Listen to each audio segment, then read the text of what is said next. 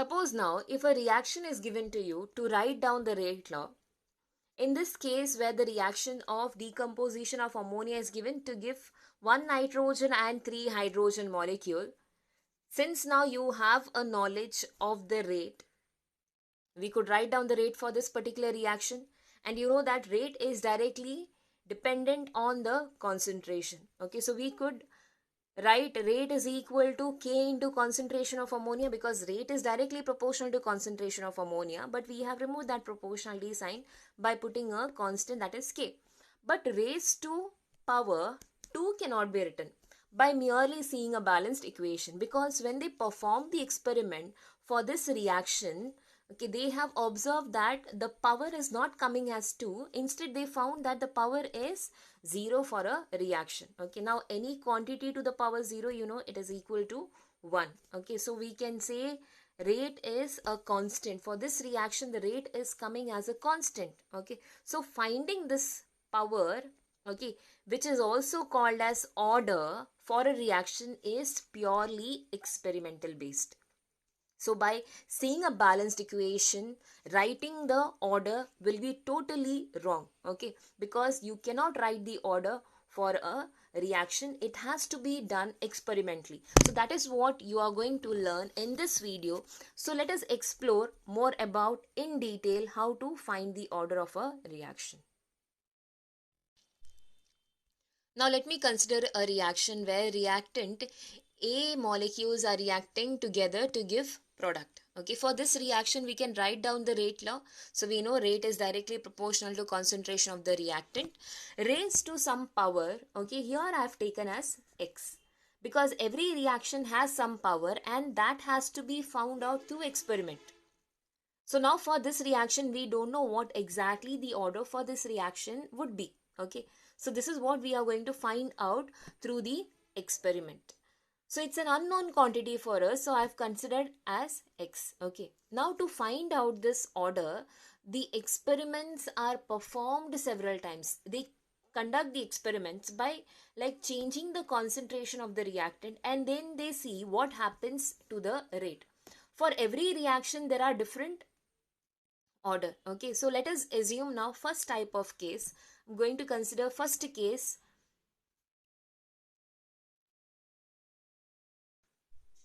So now in the first case, we will take different concentration of the reactant and measure the rate for it. Okay, so I will take concentration of the reactant on one side and the rate on the other side. So let's say now we start the reaction with initial concentration of the reactant as 0.1. So for the 0.1 concentration, we need to measure the rate. Okay, so when the rate was measured, we obtained the value as 0.01. Then you need to increase the concentration. So we are going to double the concentration of the reactant. So it is 0.2. Okay, so when the concentration is doubled, with this particular concentration, we need to see what happens to the rate exactly. Okay, so when the rate was measured with doubled concentration of the reactant, it was again found to be as 0.01. Okay, then what we have done is we are going to make it 3 times more. The concentration of the reactant, we are going to make it 3 times more. So we are going to take as 0.3. Then we are going to measure the concentration. With this concentration, we are going to measure the rate for the reaction. Okay, so when the rate was measured, it was coming out as 0.01 itself. So what we are observing here is you are increasing the concentration of the reactant on one side. But as the concentration of the reactant is getting changed, A is getting changed, the rate is remaining constant. Okay, so nothing is affecting the rate. Rate is coming as constant. So mathematically, if you think now, when some quantity remains constant and the change between them, when you take, you will get as 0 itself. So here X value which we have taken, okay, as the order, so that value will be equal to 0, because you don't find any change happening when you keep increasing the concentration. So that is the reason why X value will become 0. So what will happen to the rate now in this case? So rate is equal to or proportional to concentration of A to the power 0. Okay, so where the rate is proportional to concentration of the power 0, such type of reactions are called as zero order reaction. So this equation tells you that how much ever the concentration of the reactant will be, the rate is going to remain unaffected by the concentration. So it is independent of the concentration of the reactant. If you are going to make it 100 times more also, the rate is going to remain same. Okay, the concentration has no effect on the rate. Okay, so such type of reactions are called as zero order reaction. So therefore, zero order reaction can be defined as the rate of the reaction which is independent of the concentration of the reactant. So if I take a general reaction where reactants are giving you product, we can write rate is directly proportional to concentration of the reactant, but power will be equal to 0 since it is a zero order reaction. So when you write that power is 0, you get a constant answer. So rate remains constant. So example for this zero order reaction is decomposition of ammonia on the surface of the platinum. When ammonia molecules are decomposed on the surface of platinum, it gives you nitrogen and hydrogen molecules.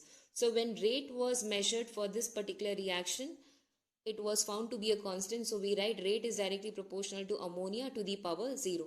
One more such example is thermal decomposition of hydrogen iodide on the surface of the gold.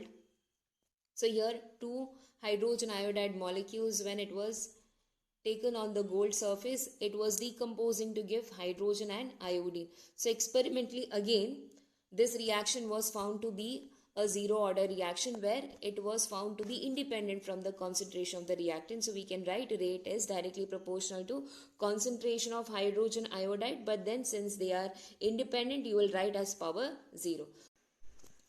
Now let me explain this zero order reaction to you with a daily life example, that why with increase in the concentration the rate is not getting affected. Okay, it is remaining constant. Let us see why is this happening.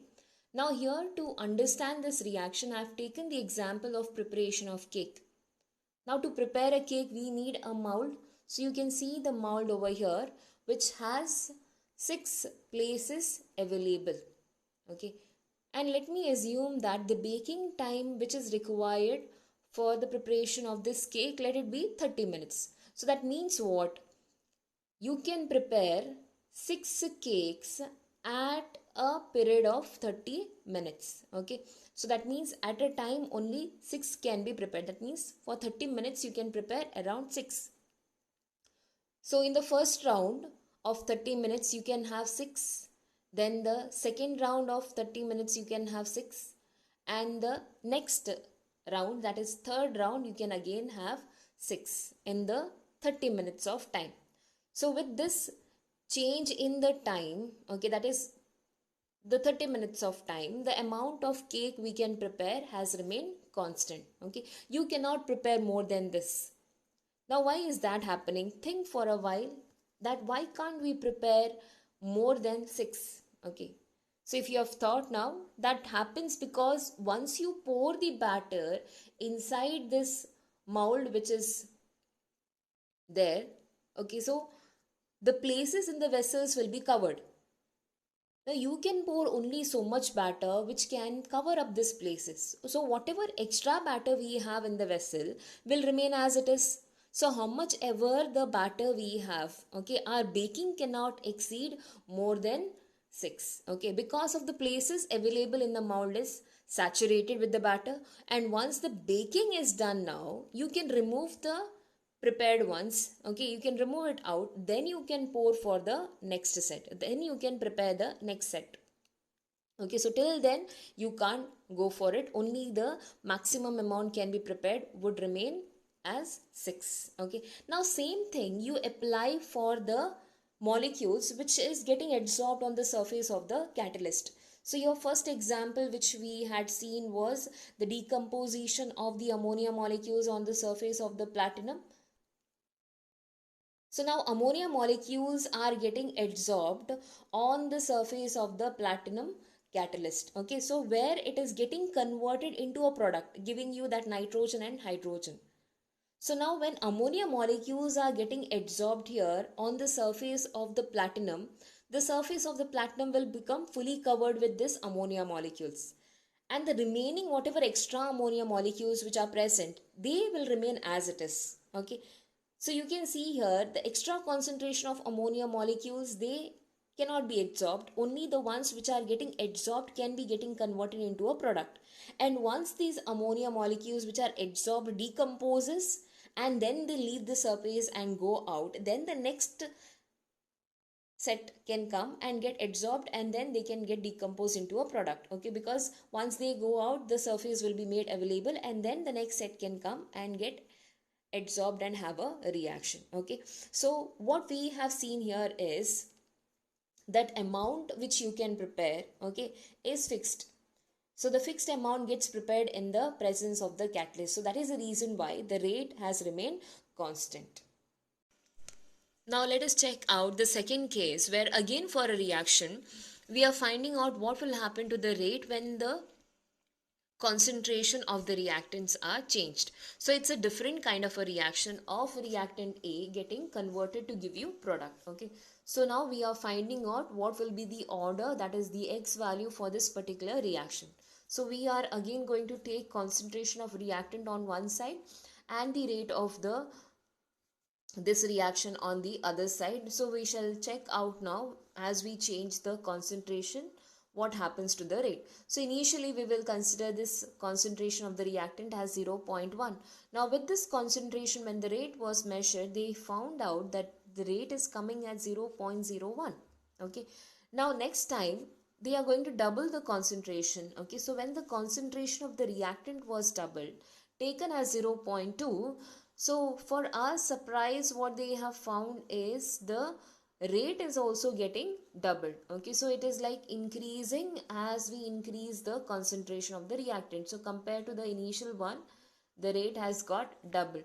So now they made it 3 times more than the initial one. It was taken as 0.3. Okay, so when this was taken as a concentration of the reactant and the rate was measured, they again found that the rate is becoming 3 times. Okay, so what you find over here is as you keep changing the concentration of the reactant, that is A value, the rate is also getting changed. Okay, so we are having a linear increase, you can see, because if you make it 0.1, it was 0.01. When we made it 2, it became 0.02. When we made it 0.3, we got this as 0.03. So it's like a linear increase. You increase 1 and here you get an increase by 1. Okay, so it's like 1 to 1 increase, a linear increase, a straight line you will be able to get. Okay, when you draw the graph between the concentration of the reactant and the rate. So here, since it is increasing linearly, X value is taken as 1. Okay, so we could write down the rate as directly proportional to concentration of A to the power 1. So here you can see that the rate is directly proportional to first power of concentration of the reactant. So such type of reactions are named as first order reaction. So we can define this first order reaction as the rate of the reaction which is directly proportional to first power of the concentration of the reactant. Okay, so suppose if your reactant is R giving the product, we could write down rate is directly proportional to concentration of R to the power 1. Okay, where we find that you increase the concentration of the reactant, you will see that there is increase in the rate as well. Now example for this first order reaction is decomposition of N2O5, that is dinitrogen pentoxide. So when two molecules of dinitrogen pentoxide was decomposed, it was found to give two molecules of N2O4 plus one molecule of oxygen. So experimentally when this reaction was done, the rate was found to be directly proportional to the concentration of N2O5. So we could write down by removing the proportionality sign, rate is equal to K into concentration of N2O5 to the power 1. Okay, so it was found to be a first order reaction and this has to be found out through experiment. Just by seeing the equation we cannot determine this. Now let us look into a third type of a case, a third type of a reaction which would be possible of reactants A giving product, and we will find out what happens to the rate when the concentration was changed. Okay, it's a different type of a reaction again now. So we will check out now by taking a reactant concentration on one side and the rate on the other side. So initially with 0.1 concentration, the rate for this reaction was found to be 0.01. Now, when you do for the next case, by increasing the concentration as 0.2, the rate was found to, see, it is not getting doubled. If it was doubled, it should be 0.02. Okay, this should be the double concentration, but it is, we could say it is double, correct? No, because if you square this out now, okay, when you write square of this would be the answer. Means 0.02, the whole square would give you 0.04. So this was happening in this third type of a reaction. Okay, now then they started checking out for the next case. When the next case was done with 0.3 concentration, see what happened to the rate. So when the concentration was tripled, we got the rate as 0.09. Okay, so this is again like when you triple the concentration, if you get 0.03, that would be like it is increasing linearly. Okay, but now here it is not becoming 0.3. Again, if you square them out, you will get 0.09. Okay, so how is the increase going to take place here? Have you like observe properly? As you increase the concentration of the reactant, you are finding that the rate is increasing in a square ratio, correct? No, so as A is getting changed, the reactant rate is changing raised to power 2. Okay, so in that case we could write down x value as 2 because it's going with a power raised to 2. Okay, exponentially they are increasing with a power 2. So then we could write down rate is directly proportional to concentration of A to the power 2. Such type of reactions are called as second order reaction, where rate is directly proportional to second power of the concentration of the reactant. If you just see this equation, you could define any reaction. Okay, zero order, first order, and even the second order, any order can be defined just by seeing that equation. So we could say second order is where the rate is proportional to second power of the concentration of the reactants. Okay, and the example is decomposition of NO2, that is nitrogen dioxide, to 2 NO and 1 oxygen molecule. So when we found out experimentally, this rate was proportional to concentration of nitrogen dioxide raised to power 2. So in this equation, if you check out now, see the order is equal to the stoichiometric coefficient. So this is purely a coincidence, okay, that we have got experimentally also, and through a balanced equation the order and the stoichiometric coefficient are matching to each other. Okay, so that can be found out only through the experiment. Now let's look into the second type of example of hydrogen molecule reacting with iodine, giving 2 hydrogen iodide. So here the rate was found to be proportional to concentration of hydrogen and concentration of iodine.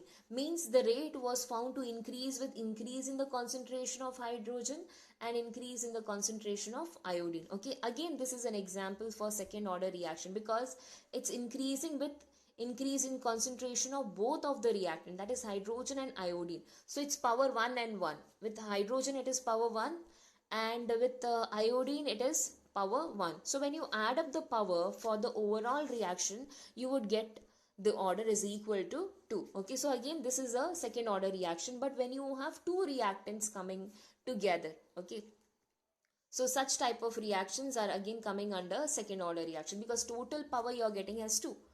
Now here you can get the definition. When you have two reactants, what we have done is we have just done the addition. That means it is the sum of the powers of the concentration of the reactants. In which one? In a rate law expression. So that will be the definition of the order. So order is nothing but when you have two reactants coming together, if you sum up their order, like when you sum up their powers, that gives you the order. So order is sum of the powers of the concentration of the reactants. In which one I have told you, rate law expression. That is called as order of that particular chemical reaction. So if you have a general reaction now of rate is equal to K into concentration of A to the power X and B to the power Y, where X and Y are the order. Okay, so overall order for the reaction will be is equal to overall order is equal to x plus y. Okay, suppose if you have only one reactant, whatever power you are getting, that will be the order. Now order you have studied, they can be whole number ratio, like 0 we had, 1 we had, 2 we had, and it can go on like that. But remember, order can also be in fractions and they can also be negative, because if you are increasing the concentration of the reactant, suppose if the rate decreases, then you will get a negative value for it. So order can be of different types. It can be a whole number like 0, 1, 2, it can be a fraction, or it can even have a negative integer value. Now let's see a few example problem related to the order of the reaction so that this concept becomes clear to you. Now see here, first case rate they have given is equal to k into a to the power 1 by 2 and b to the power 3 by 2.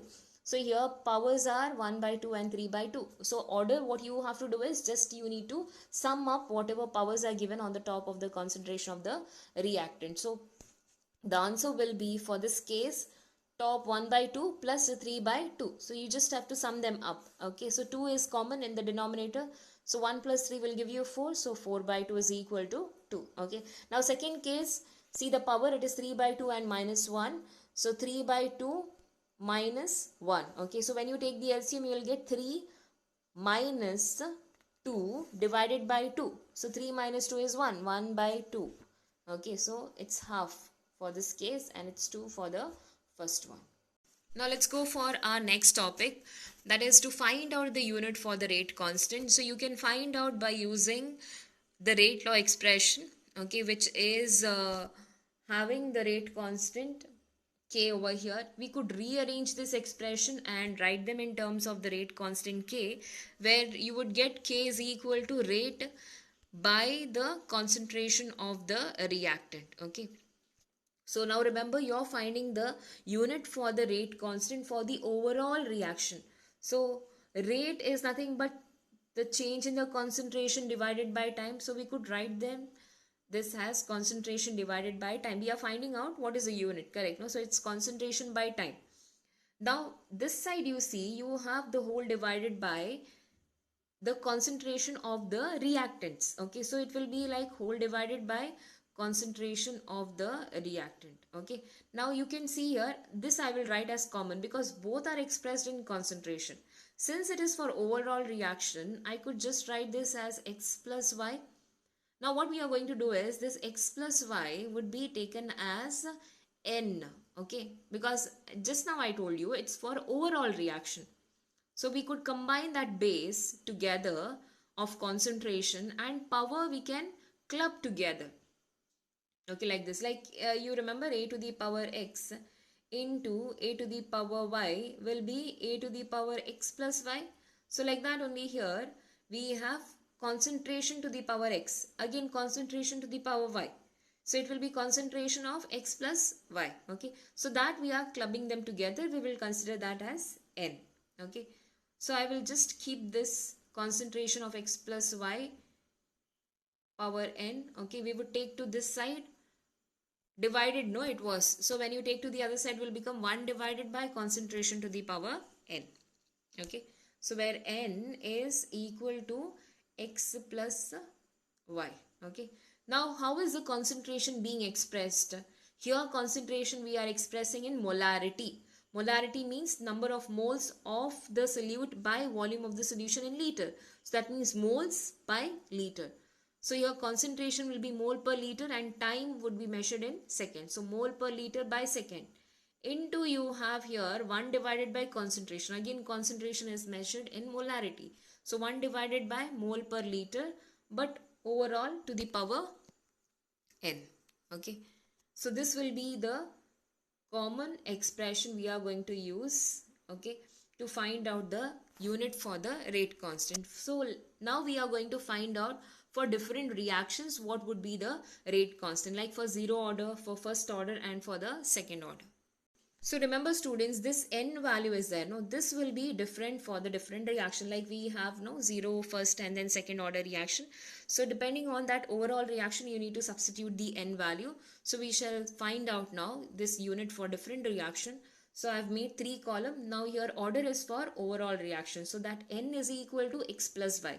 Total we are finding out. Okay. So we'll start with the zero order reaction.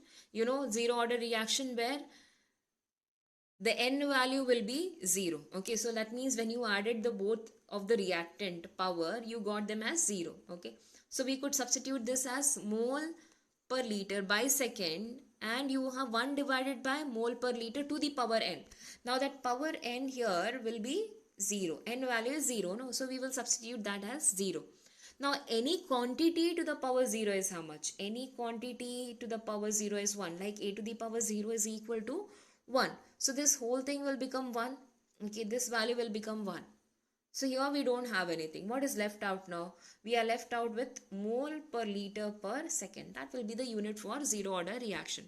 So a unit for zero order reaction is mole per liter per second. Okay, or you can write a second inverse. Now let's see for the second case. Okay, so that is the first order reaction. So in that first order reaction, the n value will be equal to 1. Do the same thing here. N you substitute as 1. Okay, so mole per liter per second into 1 divided by mole per liter, where there was n, we have substituted now 1. Okay, so here 1 means you have that same quantity remaining. So you can see what we can cancel out here. So in the numerator you have mole per liter, in the denominator also we have mole per liter, so this could be cancelled out. So once we have cancelled this concentration terms, now what is remaining? 1 by S. So 1 by S would be the unit. Okay, you can also write a second inverse, 1 by S or S to the power minus 1 when you take them up. So this will be our unit for the first order. Let's go for the second order. So n value is equal to 2 now here. Okay, so think of doing it by yourself. So your mole per liter per second, 1 divided by mole per liter to the power 2. Okay, so when you have power 2, check out what can be cancelled up. You have mole per liter. 1 mole per liter would get cancelled here. Okay, 1 would get cancelled. So you will have 1 remaining. Okay, so when you have 1 remaining now, this is in the denominator. Okay, so when from the denominator, when they go up, mole when they go up, it will become mole inverse. Okay, so you will have now mole inverse. Remember, mole inverse. Liter inverse is going up. Okay, you know that signs will change when they go from the denominator to the numerator. So it would become liter. Okay, second inverse. 1 by S only. No, it was here only. So it will be second inverse. So S minus 1. This will be our unit. So it's mole inverse, liter, and then second inverse. So students, now here, this is actually one way of finding the order of the reaction using the rate constant. You know, we don't have any other way to find other than the experiment. Okay, but in the problem, if they mention what is the rate constant, then it would be easier for you to find out what will be the order of that particular reaction. Okay, so you need to remember these rate constants. So mole per, now here mole, liter inverse and second inverse. So if they have given that value, remember it should be a zero order. Second inverse means it should be a first order, and mole inverse, liter and second inverse, if they have given, that means it has to be a second order reaction. So we'll work out few problem. Like now here I have taken two rate constant, like rate constant values I have taken. So you need to identify what is the reaction order for this, like what type of order of the reaction you have for these rate constants. So first one, it's liter, mole inverse and second inverse. So if you remember, this unit we have got for the last case, so that was a second order reaction. So your answer is 2. Okay, so the order of the reaction is 2 over. Now see the second one. In second one, the unit is second inverse. Second inverse we have got for the second case, you remember, for first order reaction. Okay, so the answer for this is first order reaction.